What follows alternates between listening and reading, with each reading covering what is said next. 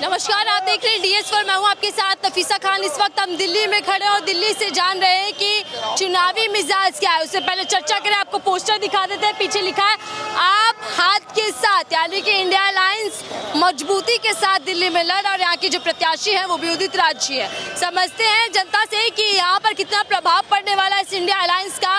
क्या जनता इस बार India alliance को मौका देने वाली है या फिर भाजपा? जैसे पीएम मोदी ने आज भी कहा कि 4 जून को इंडिया गठबंधन टूटने भी वाला है, बिखरने भी वाला है और साथ ही साथ हारने भी वाला है, यानी कि 4 जून फिर से भाजपा सरकार, ऐसा कहा जा रहा है। अब सीधे तौर पर चर्चा करते हैं और शुरुआत एक सर से करते हैं जो कि शिकंजी बेचते हैं लेकिन बने हुए एकदम टिप टॉप है, नेताजी की तरह। तो बताइएगा क्या नाम है आपका? धन्यवाद। मेरा नाम एम उमर है।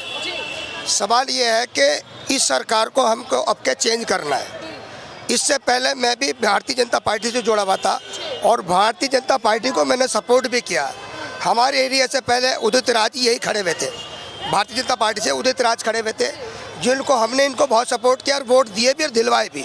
लेकिन इस सरकार को देख के वोट हम बहुत ज़्यादा पछतावा और गलती मानी हमने, क्योंकि ये पार्टी ऐसी है, महंगाई कमर तोड़, भ्रष्टाचार में सबसे ऊपर, अब बॉन्ड का मसला आया है, सबसे ज़्यादा करप्शन तो इनके अंदर नज़र आ रहा है। दूसरी बात यह है कि ये जो पार्टी है आज तक हम देखते चला रहा है, हिंदू और मुसलमान। जिस गली में मैं रहता हूँ मेरी गली में भी हिंदू भाई भी हैं, मुस्लिम भी हैं, हम साथ में दिवाली भी मनाते हैं, वो हमारी ईद मनाते हैं। आज तक कोई इस तरह का भेदभाव नहीं। लेकिन इस पार्टी ने जो आज तक इतना बड़ी ये हिंदू मुसलमान की खाई पैदा कर दी है, ये नहीं होनी चाहिए। भारत एक गुलिस्ता है, इसमें सभी तरह के फूल खिलते हैं, तब कहीं जाके चमन बनता है। ये जो भेदभाव की राजनीति करते हैं ना हिंदू मुसलमान, इनको 5 मुद्दे हैं इनके, ये 5 ये मैनिफेस्टो से अपनी बातें हटा दें। एक मंदिर, एक गाय, एक पाकिस्तान, कश्मीर और मुसलमान, ये नहीं होना चाहिए। कब तक चलेगा ये? हम थक गए इस चीज़ से। हमें प्यार चाहिए, भारत में एकता चाहिए। भारत तभी मजबूत बनेगा, हमारा भारत देश जब भी आगे बढ़ेगा जब हमें प्यार मोहब्बत और एकता होगी। क्या पीएम मोदी के बयानों का असर मुस्लिम समाज पे पड़ता है? कैसा व्यवहार उनके साथ हो रहा है इन दिनों? नहीं, बिल्कुल, ये तो सबको पता है मैडम। मोदी जी का जो दोहराया जो सौतेलापन है रवैया, खास करके मुस्लिम कम्युनिटी के साथ, ये बिल्कुल नहीं होना चाहिए। ये जो सौतेलापन महसूस होता है, सबका साथ सबका विकास, इनका करनी में और कतनी में बहुत फ़र्क है, बहुत ज़्यादा फ़र्क है। जबकि एक पीएम है जिसको एक प्रधानमंत्री चुना हमने, वो भेदभाव करेगा तो फिर देश कैसे चलेगा?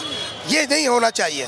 तो इसीलिए हमने आपके सोचा है कि इंडिया अलायंस के लिए गठबंधन उदित राज को जिताएंगे और उनको कांग्रेस को मजबूत बनाएंगे। उदित राज को आपने पहले भी जिताया लेकिन उस वक्त भाजपा में थे। अब इंडिया अलायंस में लगता है कि उम्मीदें हैं, काम करेंगे, वो फिर से धोखा नहीं देंगे? बिल्कुल बिल्कुल नहीं, हम जो वोट देंगे अब देंगे कांग्रेस को, राहुल जी को। हाँ, क्योंकि हमने इनका जो अत्याचार देखा, बहुत कुछ देखा, जहाँ तहाँ मिल्चिंग हो रही है। आप मणिपुर में देख लीजिए, आप राजस्थान में देख लीजिए, ये चीज़ें नहीं होनी चाहिए। देश जब ही चलेगा जब हमें आपस में प्यार एकता होगी। कांग्रेस की न्याय की गारंटियों पर विश्वास हमें लगता है। अरे भाई, 50 साल तक कांग्रेस ने तो यार राज किया। पहले जितने इंस्टीट्यूट है, जितने एम्स हैं, जितने हॉस्पिटल है, सब कांग्रेस की तो देन है। इन्होंने क्या किया? आरोप लग रहे हैं कि मुसलमानों का तुष्टीकरण करा, देश की जनता को लूटा। अगर ये 5 चीज एक मुसलमान कश्मीर में भी मुसलमान है, पाकिस्तान में भी मुसलमान है, जबकि हमें उस देश से कोई लेना देना नहीं है। गाय और मंदिर और मुसलमान, अगर ये अपनी बातों में स्टेज पर खड़ा होकर ना कहेंगे तो ये कभी जिंदगी में पावर में नहीं आ सकते, कभी नहीं आएंगे पावर में। ये हमारी गारंटी है। पब्लिक को बेवकूफ़ बनाते हैं हिंदू मुसलमान करके और अपनी राजनीति चंद वोटों के लिए। आपको लगता है कि इन दिनों जो चुनाव चल रहे हैं वो किन मुद्दों पर चल रहे हैं? कि यहाँ पर भी हिंदू मुसलमान की कहानी फिर आ गई? नहीं, ये कितना भी कर ले, लेकिन जनता जागरूक हो गई, जनता जानती है। हमारे देश के युवा है, पढ़े लिखे लोग हैं, सब जानते हैं। आगे बहकाए में लोग, लेकिन अब नहीं आएंगे। अब जो वोट कर रहे हैं लोग, महंगाई कमर तोड़, सबसे ज़्यादा भ्रष्टाचार तो इनके अंदर है। कितने बड़े घोटाले की, कितने लोगों की जिंदगी से खिलवाड़ किया है। तो उमर जी नाम बता। हाँ, एम उमर जी। उमर जी, हम आगे चर्चा करेंगे राजनीति पर, लेकिन पहले बताइएगा, आप शिकंजी बेचते हैं और लेकिन जो गेटअप है आपका वो नेताओं वाला, क्या नेतागिरी भी करते हैं? ये जिंदगी जीने का सलीका है मेरा। इसमें कोई नहीं, मजदूर हूँ, छोटे तबके से आदमी, आता हूँ, कमाता हूँ, खाता हूँ। पहले पहले भारतीय जनता पार्टी को कोऑपरेट करता था। हमारे एरिया से पहले MLA हुआ करते थे मनोज शौकीन, हम उनके लिए बसें भी भर के ले गए। पहले भारतीय जनता पार्टी को आपने सपोर्ट किया, समर्थन दिया, क्या उम्मीदें थी उस वक्त? उम्मीदें ये थी कि देश हमारा उन्नति में जाएगा, हमारे देश की जो जो कीमत अंतर्राष्ट्रीय लेवल पर जो कीमत रुपए की है डॉलर की, वो डाउन हो रही है। हमें बहुत सारी उम्मीदें थी, हम आके चाहते हैं कि हमारा देश बढ़े, बस देश तरक्की करे, किसी से कमज़ोर ना रहे। लेकिन ये हिंदू मुसलमान करेंगे तो देश कमज़ोर होगा, तो लोगों का माइंड जो है डेवलप कर रहे हैं, घुमा रहे हैं। फिर ये जो इंडिया अलायंस हुआ है, आपका साथ हाथ को मिल गया है, क्या लगता है कि आप लोगों के हालात बदल पाएगा ये हाल? हाँ, हमें उम्मीद है। राहुल जी एक पढ़े लिखे नेता है, समझे, उनको राजनीति पहले से भी घराने से भी चली आ रही है उनके, और आदमी को जब किसी राजनीति में होता है तो उसको थोड़ा तजर्बा भी होता है।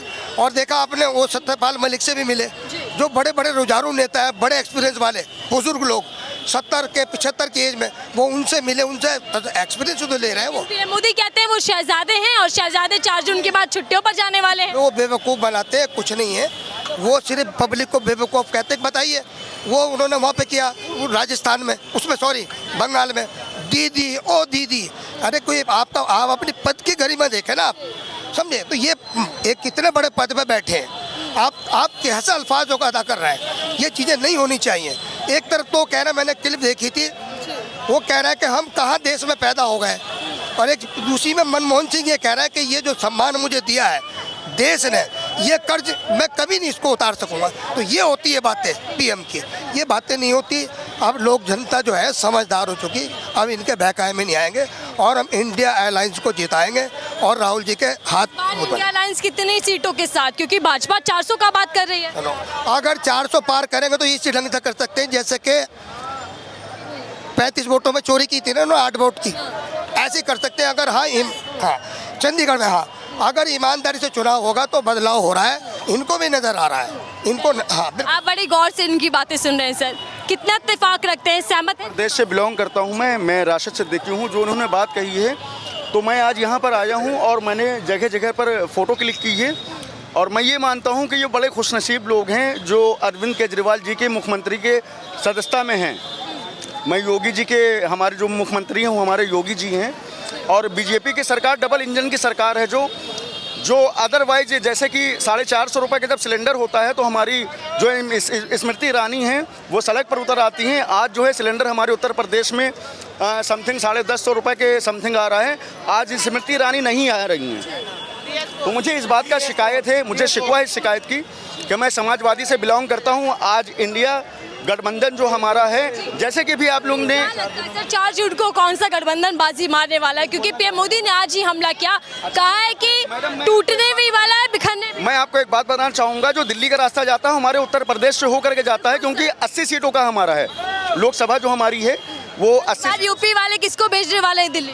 वो हमारी दिल्ली में जो जा रहे हैं, यूपी वालों से जो जा रहे हैं, इंशाल्लाह वो हमारे जा रहे हैं, वो टोटली जा रहे हैं, गठबंधन जा रहे हैं, इंडिया गठबंधन से जा रहे हैं। हमारी विधानसभा जो हमारी लोकसभा है वो कानपुर है, और मैं उम्मीद करता हूँ कि जो मोदी जी हैं, जो हिंदू मुस्लिम और मंदिर और मस्जिद के नाम पर वोट करते हैं, और ये गलत है बिल्कुल, क्योंकि आपके लिए, आप एक प्रधानमंत्री हो हमारे देश के, आपके लिए, हमारे लिए, सबके लिए हिंदू और मुस्लिम समाज एक होना चाहिए, ना कि किसी को बांटना चाहिए।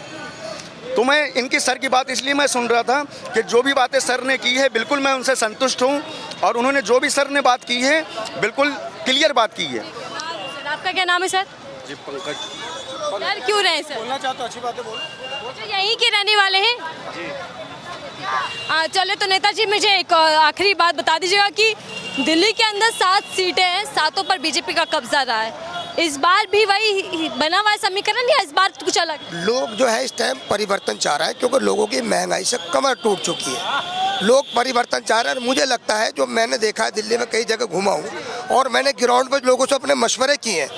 क्या आपने कभी पार्टियों के लिए प्रचार भी किया? नहीं, कभी नहीं किया, कभी नहीं किया। हाँ, पहले किया भारतीय जनता पार्टी के लिए, जब मनोज शौकीन यहाँ के MLA हुआ करते थे, उनके लिए प्रचार भी किया, उनके लिए पार्टी के लिए मेहनत भी की। लेकिन जो हमने को देखा है और हताशा हाथ लगी है, ये जो पार्टी है भेदभाव की राजनीति करती है। अब देखिए आप, कोई दाव नहीं चलने वाला, बिल्कुल नहीं चलेगा। बिल्कुल हमारा ये मानना है कि आपका परिवर्तन पब्लिक चाहती है। 7 सीटें, हमारा जो एक्सपीरियंस है वो ठीक है, रोड चलते राह चलते बात कर रहे हैं और समझ रहे हैं कि दिल्ली का सियासी समीकरण इस वक्त क्या कह रहा है। क्या दिल्ली की तस्वीर बदलने वाली है या फिर से भाजपा सातों पर जीत हासिल करने वाली है, क्योंकि दिल्ली के अंदर इंडिया अलायंस एक साथ चुनाव लड़ रहा है। ऐसे में देखना ये होगा कि जनता के बीच में क्या माहौल है। सर से बात करें तो समझ रहे थे कि इस बार जनता के मुद्दे क्या और जनता किस तरीके का परिवर्तन चाहते हैं। फिलहाल दीजिए।